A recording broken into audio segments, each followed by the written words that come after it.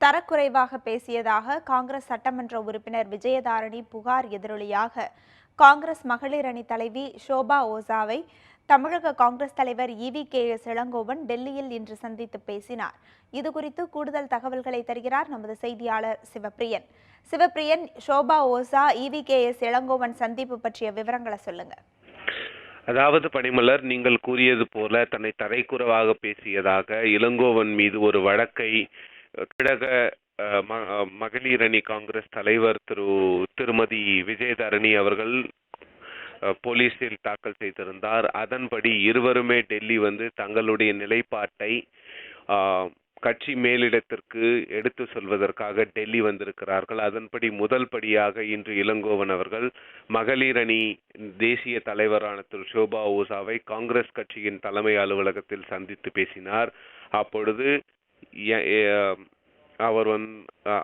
அவர் எனக்கும் இந்த விஷயத்துக்கும் சம்பந்தமில்லை, இது இரண்டு பேரோடு நானும் விஜயதாரணியும் பேசி தீர்க்க வேண்டிய விஷயம். இது போலீஸ் காவல் நிலையம் வரை செல்வதற்கு எந்த விதமான ஒரு முகாந்திரமும் இந்த வழக்கில் இல்லை.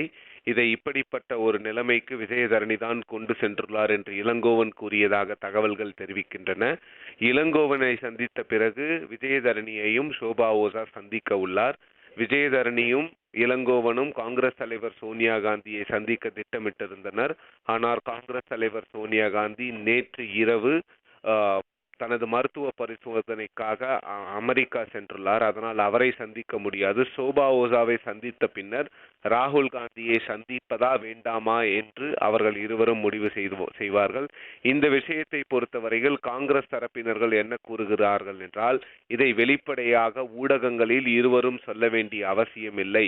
விஜயதாரணி இதை காவல்துறையினரிடம் கொண்டு செல்வதற்கான அவசியமோ முகாந்திரமோ இந்த வழக்கில் இல்லை. இருவரும் பேசி தீர்த்து கொண்டிருக்க வேண்டிய விஷயம். அப்படி இருவரால் பேசி தீர்த்து கொள்ள முடியவில்லை என்றால் இந்த விஷயத்தை அவர்கள் மேலிடத்திற்கு கொண்டு வந்திருக்க வேண்டும். மேலிடம் இதை தீர்த்து வைத்திருக்கும் என்பதுதான் டெல்லி அரசியல் மற்றும் காங்கிரஸ் வட்டாரங்கள் நமக்கு கூறுகின்றன. பனிமலர்.